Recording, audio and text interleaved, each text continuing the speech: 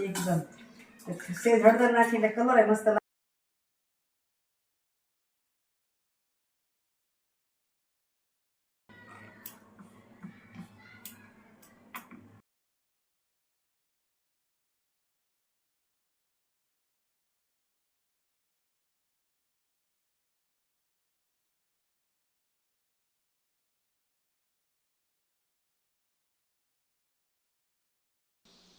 નમસ્કાર મિત્રો, કેમ છો? મજામાં ને? આપ સૌનું સ્વાગત છે મારી YouTube channel natural life with Dina પર. મિત્રો, આપનો દિવસ અને જીવન બંને મંગલમય હોય એ જ પ્રાર્થના સાથે વિડીયોની શરૂઆત કરું છું. જો તૈયાર થઈ ગઈ છું અને નીકળું છું માચ ઓફિસે. વિડીયોની શરૂઆત કરી નાખી. જો સાહેબ તૈયાર ન થયા હોય કાંઈક હજી 8:45 થાય છે. જરાક દાઢ બતાવવા જવી છે ને એટલે વહેલું જવું છે. દુખતી નથી પણ કંઈક થાય છે દાઢમાં ઝીણું ઝીણું. હવે 55 વર્ષની મારી ઉંમરમાં મને ક્યારે દાંતની પીડા નથી થઈ, એ શાંતિ છે. પણ હમણાં મને એમ લાગે છે કે કાંઈક થઈ રહ્યું છે અંદર, એટલે બતાવવા જવું છે. પણ 8:45 થાય છે. જો સાહેબ તૈયાર નહીં હોય તો હમણાં સુવિચાર લઈ લેશું અને તો સુવિચાર લઈને પછી જશું. અને જો કદાચ સુવિચાર નહીં લેવાય તો પછી સાંજે આવીને લઈશું. એટલે વિડીયોની શરૂઆત કરી નાખું. ડૉક્ટરે 9 વાગ્યા પછી આવશે ને, ત્યાં સુધી પહોંચી જશું આપણે. તો મિત્રો, દાળ બાફવા મૂકી આવી અને હવે લઈ સુઈ ચા. તો તમને વિડીયો સળંગ આપીશ દાળ બાફીને, બરાબર ને? આમ તો દાળ આવીને દાળ મૂકવા ગઈ કે દાળ મૂકી દઈએ એટલે કામ થઈ જાય આપણું ચાલુ. પણ અહીં સુવિચાર આપણે લઈ સુવિચાર પહેલો અને પછી આપણે દાળ બાફશું, એ રીતે કરશું, બરાબર ને?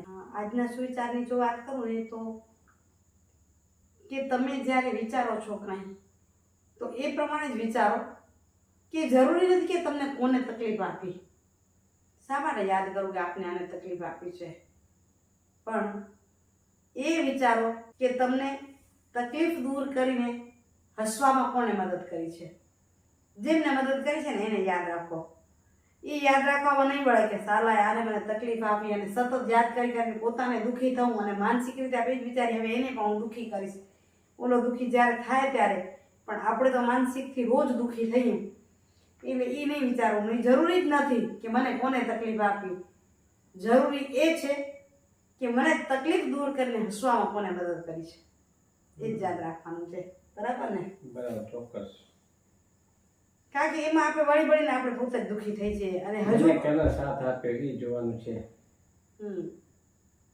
હજી આપણે એ વાતને થોડીક આગળ લઈ જઈએ અને જોડીએ બીજી વાતને, તો કે જેટલું તમે દેખાડો છો ને એટલું તમારી પાસે હોવું જોઈએ. ઘણા લોકો શું કરે કે દેખાડો વધુ કરે અને તમે જેટલું જાણો છો ને એનાથી ઓછું બોલવું જોઈએ. તકલીફની વાત પણ એવી છે ને, આ પણ આ વાત એવી છે જીવનમાં. આદત હોય ને તો શું કરે કે થોડું એનાથી વધુ બતાવે અને જાણતા હોય એનાથી વિશેષ બોલે, પછી પ્રશ્નના જવાબ પણ પાછા ના આવે. તો અહીં આપણી વાત એવી છે કે દેખાડો છો એટલું તમારી પાસે હોય, બરાબર છે, તો તમે દેખાડો, પણ તમે જાણો છો ને એથી ઓછું બોલો. પોતે તમારા સામેની વ્યક્તિ પોતે કદર કરશે કે એને ખબર છે, તમે જાણો છો એ આપમેળે ખબર પડતી જશે, તમને કેવી નહીં પડે. પણ ઘણા લોકોને એવું હોય કે ગમે એ રીતે વાત કરીને હું મારી વાત એમને કહું, તો એ શું થાય કે હસીને પાત્ર રાખી આપણે બનીએ છીએ. કારણ કે આપણે ઉઠીને એના પછી એમ કે પોતાની વાત કીધા વગરની વળી વાત કહેતો તું થાય ને. એટલે એ જ વાત છે આગળ. આ જીવન જીવવા માટેના બધા સુવિચારો છે કે તમે તકલીફ દીધી છે એને ભૂલી જાઓ, દૂર કરી છે એને યાદ રાખો, તમે જાણો છો એનાથી થોડુંક ઓછું બોલો. આ બધા શું છે, જીવન જીવવાના પાઠ છે. આ બધા પાઠ હોય ને જીવનમાં તો જીવન સારું અને સંસ્કારી લાગે, બરાબર ને? ચાલો મિત્રો, હવે આપણી દાળ બફાઈ ગઈ લાગે છે ત્યાં, એટલે એ કરી લઈએ અને તમને સળંગ રેસીપી આપતા જશું, બરાબર ને? મિત્રો, 7 વાગવા આવ્યા છે. આવી ગઈ છું ઘરે અને ઘરે આવું એટલે વિચાર થાય કે જમવાનું શું બનાવશું. આજે રોટલી પડી છે, રોટલીનો કંઈક સરસ કરી ઉપયોગ. એની માટે વિચાર્યું છે કે દાળ બનાવીએ પેલી. તો જુઓ, એક નાની કટોરી લીધી છે મગની દાળ, ફોતરા વગરની.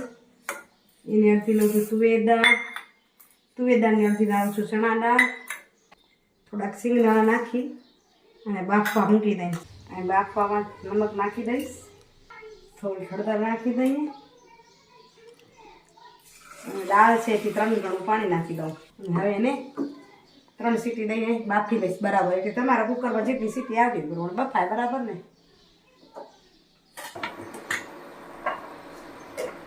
મિત્રો આપણી દાળ ચડી ગઈ છે મસ્ત, જુઓ સરસ થઈ ગઈ છે એકદમ.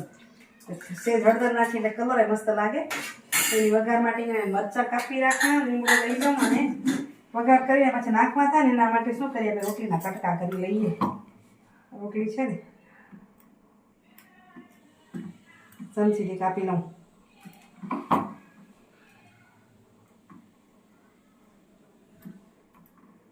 ચોરસ કરી કાજુ કતરી ટાઈપના કરીએ કે નાના નાના કટકા કરી લઉં.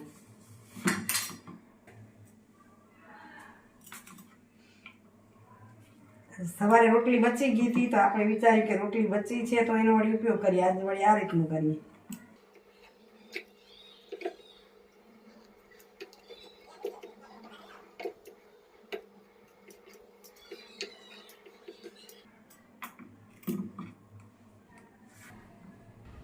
અહીં સાહેબને લગાડ્યા રોટલી કીધું તમે કાપી લો, એ સરળ કામ હે. ત્યાં સુધી હું વઘારની તૈયારી કરી લઉં. આપણે એને હેલ્પ કરી દઈએ એટલે ટુકડા ટુકડા નાના નાના જલ્દી થઈ જાય, એટલે બંને જોડે કામ થઈ જાય. એક વઘાર થઈ જાય એક બાજુ ને એક બાજુ આ કરી દો ટુકડા. તમે કરી લો ત્યાં સુધી વઘારની તૈયારી કરી લઉં. તેલ તપવાનું એટલે નાખ્યા તજના કટકા, એક બાદિયાનો થાય ત્યાં સુધી નાખી દઉં રાઈ.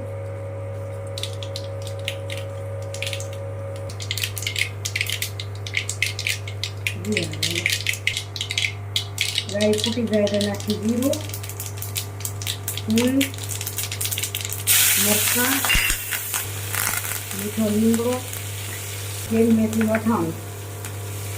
કેરી મેથીનું અથાણું નાખવાની એટલી મજા આવે છે ખાવાની. આમ ખાઈ કે ન ખાઈ બધા શાકમાં નાખીને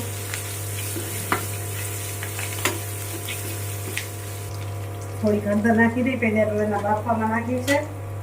1 ચમચી લાલ મરચું, 1 ચમચી ધાણા પાવડર,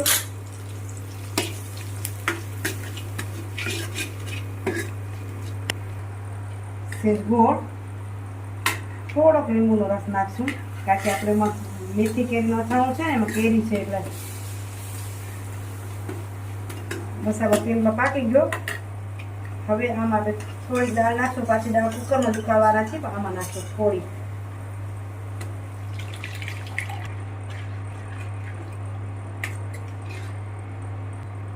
ગરમ થાય તેલનો ચિકાસ બધો આમાં લઈ લે.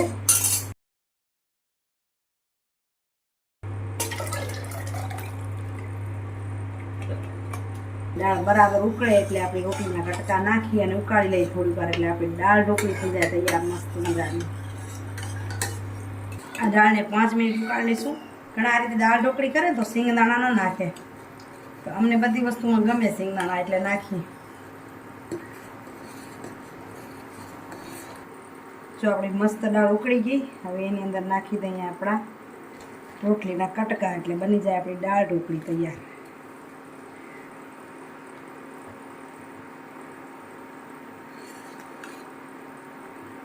બચેલી રોટલીની દાળ ઢોકળી છે.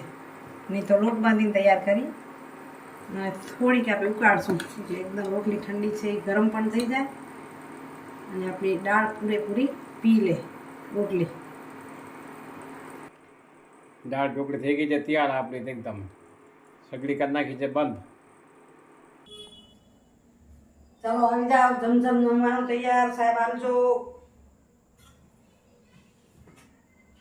અહીં કાંદો કાપી રાખ્યું, લીંબુ રાખ્યું, મેં જોઈએ એ પ્રમાણે. આમાંથી માલ કાઢી લીધો. સેવ નાખીને ખાશું. તૈયાર કરી લઈએ પછી એના પર સેવ ગોળ મૂકશું. આ મસ્ત સજાવીને ખાવાનું.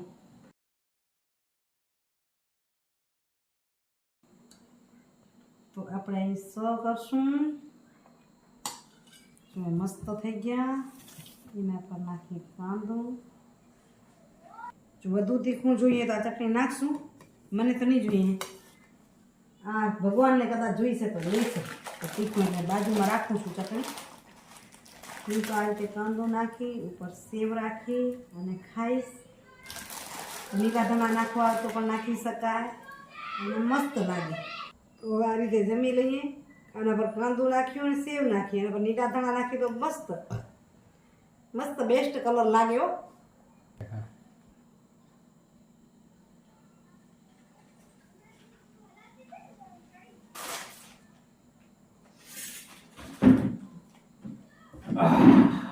ચાલો આજે તો આવી ગયા તૈયાર હો. આ મને તીખી ચટણી ભેગી જોઈએ તો એ રહી. થોડી તીખી નાખી જોઈ, નાખી જરાક સેજ તીખાશો તો મજા આવે. એમ તો જે બધા સ્વાદ અલગ હોય ને એટલા અલગ અલગ સ્વાદની વાત છે. પસંદગીની વાત છે, પસંદગી ઘણા દે એમને તીખું થોડું ઘણું જોઈએ એટલે જ મેં લાલ ચટણી અમે ઘરમાં એટલે જ રાખી. હું એટલું તીખું ના ખાઉં એટલે પછી એની વાત રાખું. અમારી ચટણી ખૂટે એટલે વળી બનાવવી પડે. એટલે લાલ ચટણીની વેરીએશન વાળી બનાવો, અલગ અલગ હોય, દર વખતે એક જ હોય એવી ન હોય. એમાં ઠંડી થવા મૂકી છે, વારા પછી લેતા આવજો.